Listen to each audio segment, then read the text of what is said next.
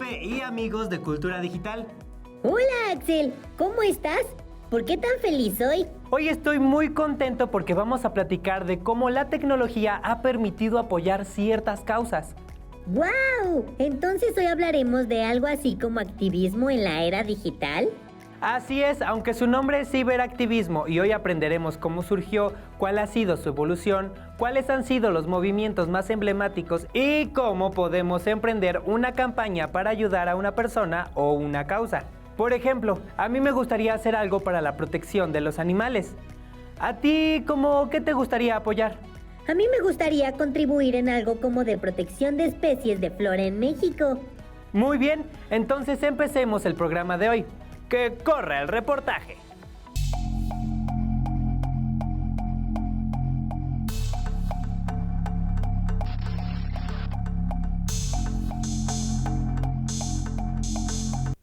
El Internet ha cambiado nuestras vidas al modificar y determinar las formas de relacionarnos y comunicarnos. También se ha convertido en un espacio propio para que la ciudadanía se empodere y tome conciencia de su capacidad de influencia en la toma de decisiones.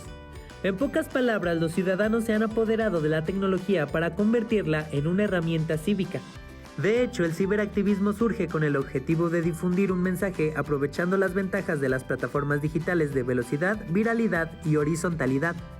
Además, el activismo en los medios digitales te permite contactar, intercambiar información, participar de decisiones colectivas, influir sobre otros que están a miles de kilómetros, ser proactivos y no solo receptores, dar voz, educar y movilizar a la sociedad. Esto convierte a los ciudadanos en potenciales activistas que participan activamente en el ejercicio de sus derechos individuales y colectivos. Un ejemplo de ello en cuanto a grupos de profesionistas lanzan campañas con el hashtag Soy artesano o diseñador u otra profesión para hacer visibles las problemáticas que enfrentan y buscan cambios en sus condiciones laborales o de reconocimiento. Según el sociólogo Juan Sebastián Fernández, se podría hablar de dos categorías, el activismo digital y el hacktivismo. La primera se refiere al uso de las herramientas digitales de manera pacífica, normal y no destructiva, tras un objetivo específico. Las actividades que se contemplan en este grupo son la búsqueda de información, construcción y divulgación de sitios web, intercambio informativo a través de correos, integración y consolidación de grupos, planeación y coordinación de acciones. En tanto, el hacktivismo, o también denominado desobediencia civil electrónica, es la combinación del activismo con el hacking. Este incluye acciones de bloqueo en contra de algún sitio web con la finalidad de obstruir sus actividades sin consecuencias mayores. Por ejemplo, cuando la ciudadanía se organiza y piden dejar de usar durante cierto tiempo un sitio web o una red social. La primera categoría es la que se ha vuelto más popular y la que quizás más impacto ha tenido, ya sea para la recolección de fondos, construcción de comunidad, cabildeo y organización. De hecho, Facebook y Twitter se han convertido en espacios fundamentales para la difusión masiva de los mensajes, así como para conseguir que una causa se haga viral a nivel nacional e internacional. En ellas, el hashtag juega un papel preponderante, ya que con este se puede seguir toda la conversación en torno a un tema. En los últimos 4 o 5 años, WhatsApp y Telegram también se han utilizado para el ciberactivismo, pero no han tenido el alcance de las otras plataformas.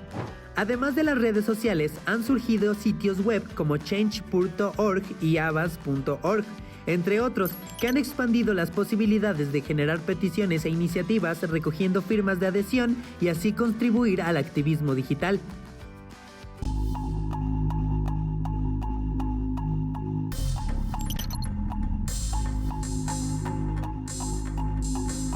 Me parece muy interesante el hacktivismo porque el ciudadano muestra su poder al dejar de usar un sitio web o una red social. Sí se ha visto en algunos países que cuando eso sucede o cuando piden dejar de consumir cierto producto, las empresas tienen grandes pérdidas. ¿Te imaginas las pérdidas que pueden tener? Yo creo que muchas, aunque hay quienes lo llaman activismo desde el sillón y señalan que no tiene mucho impacto. Pues no lo creo. De hecho, hay movimientos que han pasado de lo digital al mundo offline. Tienes razón, estoy recordando algunos casos como el de hashtag #MeToo, que le dio vuelta al mundo y que empezó como un movimiento en redes y terminó en denuncias. También recuerdo el caso del Fondo Mundial para la Naturaleza, que en el 2012 lanzó una iniciativa de ciberactivismo contra el tráfico ilegal del marfil. Le fue muy bien, llegó a reunir más de 1,5 millones de firmas. Y lo mejor fue que a principios del 2013, el gobierno de Tailandia se comprometió a implementar una serie de medidas para enfrentar ese flagelo. ¿Cómo sería el activismo antes del internet? Mi abue me platica que surgía en las escuelas o en las plazas, pero mejor preguntémosle a la profesora Yuka.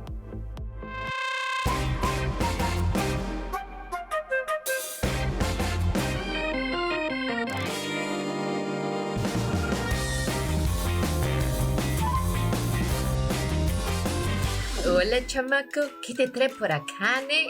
Hola, profesora Yuka.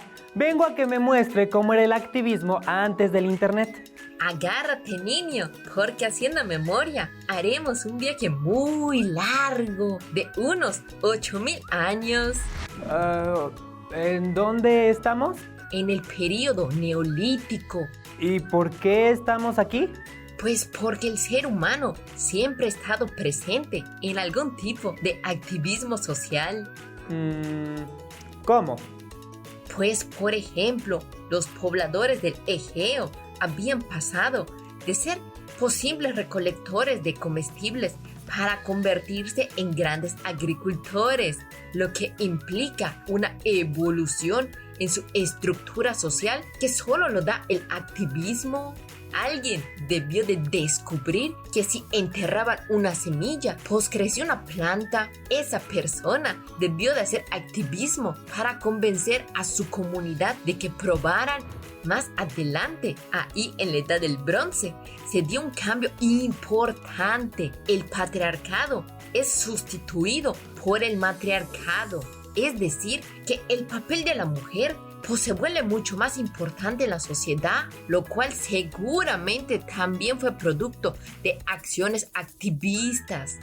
Algunos de estos movimientos sociales pues han derivado en guerras, protestas, derrocamientos, persecuciones, las cuales han sido pieza clave en la historia y el desarrollo de las grandes sociedades, pues. Pero mejor continuemos. ¿Y ahora a dónde nos trajiste? Pues en el medievo, porque fue cuando surgieron las revueltas campesinas y después los movimientos burgueses. Son innumerables las revoluciones ideológicas por las que ha transitado el hombre. El activismo que promueve el nuevo pensamiento ha generado cambios, por ejemplo, de la monarquía absoluta a la Revolución Francesa o en la instalación de la Revolución Industrial, pues entre otros grandes movimientos. En Estados Unidos, en el siglo XIX, se dio una de las principales manifestaciones modernas del activismo. Aquí, pues, surgieron los movimientos obreros, en los que, pues, entre otras cosas, se empezó a cuestionar en el que los niños trabajaban muchas horas y se pedía que se estableciera la jornada de 8 horas. Después se darán otros movimientos en los que la participación ciudadana pues fue muy importante en varios aspectos.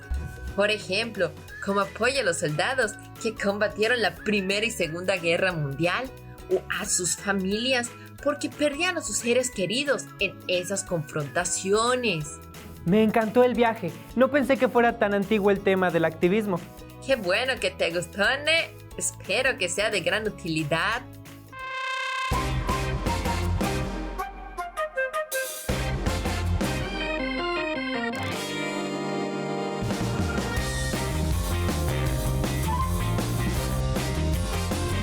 Pepe, ¿qué crees? Fui a dar un rol con la profesora Yuka por los movimientos más relevantes de la historia y me encontré que en muchos casos su origen fue el activismo social. ¿En serio? ¡Qué impresión! ¿Cuánto tardarían en diseminar sus ideas y tratar de persuadir a las demás personas?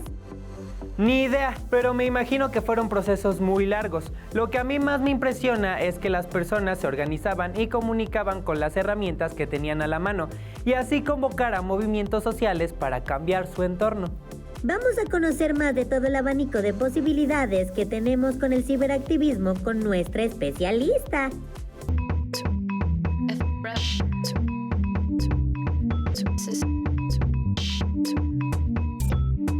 System.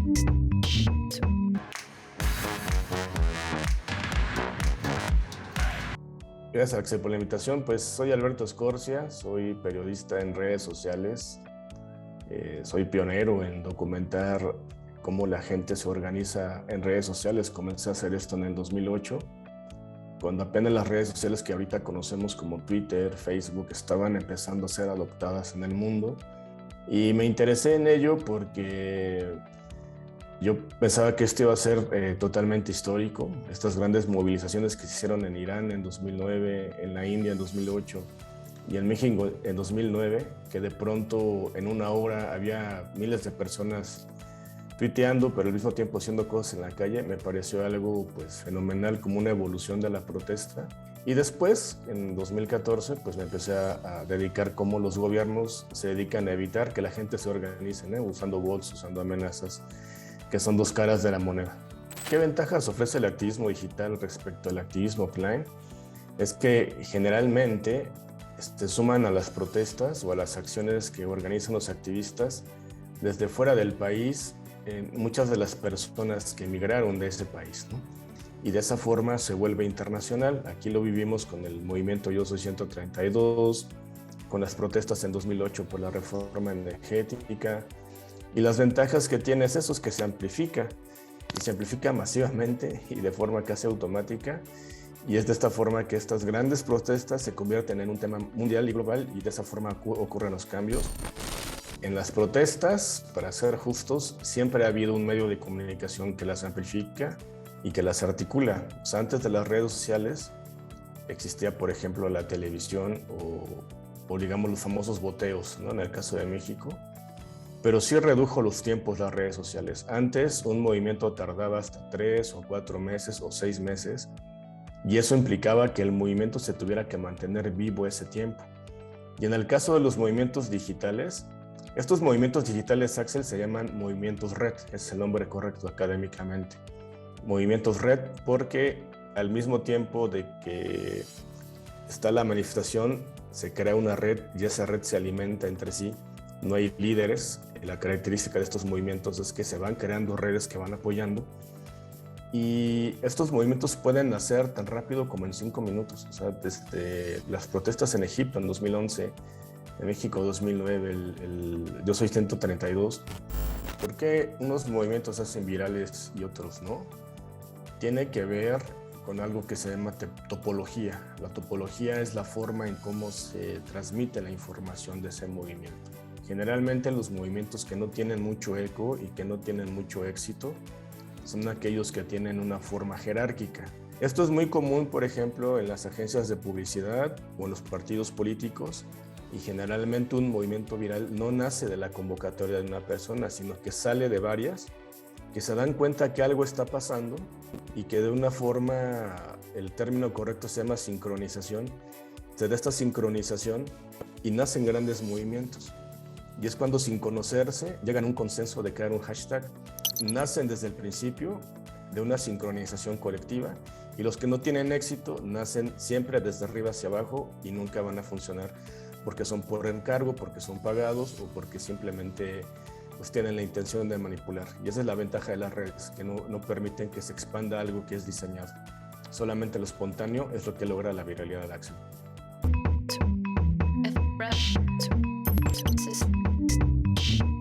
¿Qué tal con lo que nos acaba de contar Alberto Escorcia? Me pareció muy interesante lo que nos relató sobre el comportamiento del activismo en las redes sociales. A mí lo que más me llamó la atención fue lo que nos contó sobre por qué unos movimientos se vuelven virales y otros no. Sí, eso también me pareció importante, pero ahora me surgieron otras dudas, como por ejemplo, ¿mi participación en estos movimientos digitales puede ser anónima? ¿Corro algún riesgo por participar en el activismo digital? Buen punto, no lo había pensado, pero mejor sigamos platicando con nuestro especialista.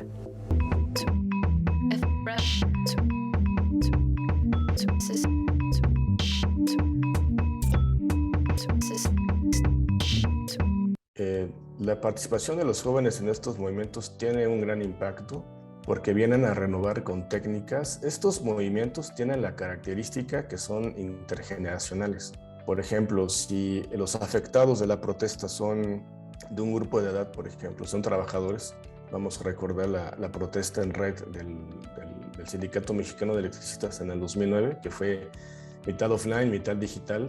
La llegada de los jóvenes vino a enseñarle a sus papás a cómo utilizar Twitter, a cómo enviar SMS, y por eso se vieron grandes movilizaciones en ese momento. Académicamente se le llama un movimiento de capas. Cuando impacta a un grupo de edad, generalmente es alimentado por un grupo de edad de abajo o por otro de arriba, ¿no? Entonces, el papel de la gente más joven, sobre todo de los niños y adolescentes, es muy importante porque como son nativos digitales, es decir, son personas que crecieron utilizando las herramientas y las aplicaciones, llegan a refrescar y amplificar con los nuevos lenguajes que existen y se convierte en un movimiento que aprende de sí mismo. Aquí lo importante es que los movimientos digitales son un montón de gente que se comporta como una especie de organismo, que va aprendiendo de los errores y que va aprendiendo de los aciertos. Entonces, si ven que funcionan los videos, automáticamente mucha gente empieza a compartir videos, pero esto fue porque llegó un grupo de edad, generalmente más joven, a compartir esa técnica, ¿no? Entonces, digamos que es algo hermenéutico, es la palabra correcta, que aprende de sí mismo, eso es lo hermenéutico, Axel. Aquí viene un término que han acuñado muchas personas que se llama el activismo de sillón. Tú desde tu casa puedes hacer un audio, un podcast o un video o un TikTok explicando qué está pasando. Lo que está pasando en la calle es reforzado por la gente que lo está viendo en su casa. Y después el siguiente nivel son los medios de comunicación que generalmente ven lo que está haciendo este activista de sillón. Y estos materiales llegan a la televisión, llegan a los periódicos, pero es para reforzar lo que está haciendo la gente aquí en la calle, ¿no? Entonces es muy importante, es clave el activismo desde casa, Axel. La participación en estos movimientos sí puede ser anónima, sin embargo requiere de varios conocimientos que generalmente no se tienen o que se descubren a la hora de participar. Es usar una proxy y una VPN, y la tercera es usar servicios de mensajería encriptados. Pero herramientas que son muy populares como Instagram, como TikTok, como YouTube, pues no te hacen anónimo, te hacen totalmente público. ¿Cómo puedes organizar un movimiento en red, ¿no? La clave es ver el panorama, ver cómo puedo participar, explicar por qué la gente tiene que participar y al final tienes que pensar en formas de cómo la gente puede compartir eso. Esto se le llama el ciclo de las redes sociales. Y las redes predilectas para hacer esto, Twitter y Facebook se compaginan. Entonces todavía no hay grandes movimientos en TikTok, pero yo creo que va a ser una de las redes claves en los movimientos que vengan en el futuro, Axel. Muchas gracias, Axel, por la invitación. Es muy importante pues, seguirse documentando en esto de cómo participar y qué hacer. En la página y en Twitter pues pueden seguirnos y siempre documentando este tipo de cosas, Axel. Y muchas gracias de nuevo.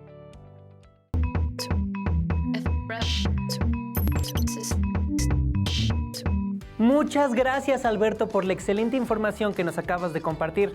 Así es, Axel. Considero que lo más valioso de todo esto es que hemos visto cómo los medios digitales han empoderado de cierto modo a los ciudadanos y que ahora a través de estas plataformas la gente pueda manifestar su opinión o apoyar las causas que quiera. Muy buena tu reflexión. Vamos con Tiva para que nos dé más recomendaciones de cómo podemos iniciar un movimiento en las plataformas digitales. Querida Tiva, por favor ayúdanos con algunas recomendaciones para emprender acciones de ciberactivismo. Claro, Axel. Pero como seguramente ya te diste cuenta, la reacción de las personas en los medios digitales es imprescindible. No te podré dar un plan a seguir. Lo que sí puedo hacer es explicarte las etapas del activismo digital. Generalmente tiene 4 etapas. Es importante aclarar que cada una de estas dimensiones es complementaria. ¿Me podrías explicar un poco más de cada una de estas fases? Claro que sí, Axel. El factor detonante es un evento extraordinario que promueve una reacción social, por ejemplo, una agresión o una injusticia. Ya entendí, y entre más indignante o escandaloso sea el caso, pues mayor reacción genera. Exacto. En la siguiente fase está relacionada al alcance o viralización que obtiene el evento detonante.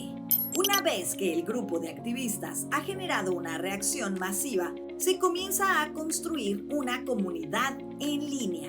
Un ejemplo muy claro son las organizaciones feministas como la denominada Brigada Marabunta. la cual surgió después de la viralización de un caso de abuso.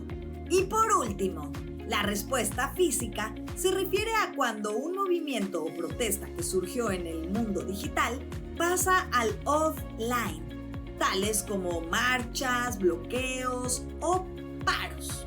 Además de las fases, también te puedo compartir algunas características que he visto en los casos más sonados de activismo digital.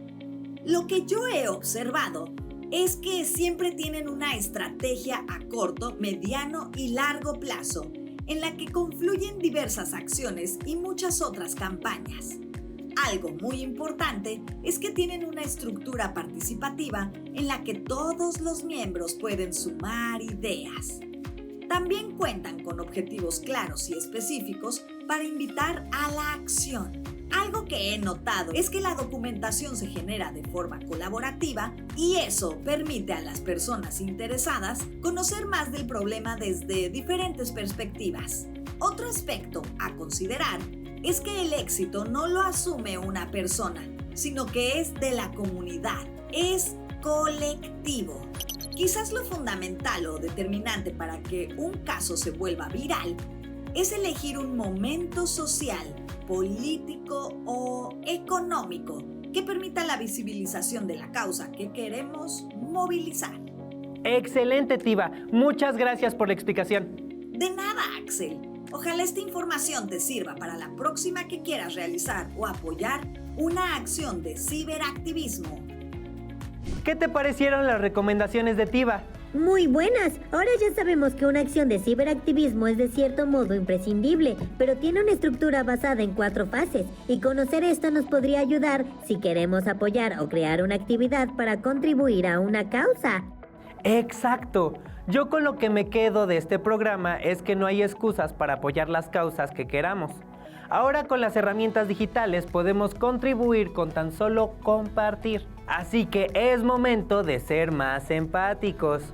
Bueno, pues este programa llegó a su fin, pero no olviden seguirnos en las redes sociales que aparecen en sus pantallas y compartirnos sus comentarios, sugerencias y, ¿por qué no?, las causas que ustedes apoyan. ¡Hagamos comunidad! Nos vemos en la próxima emisión. Bye, bye. Bye, bye.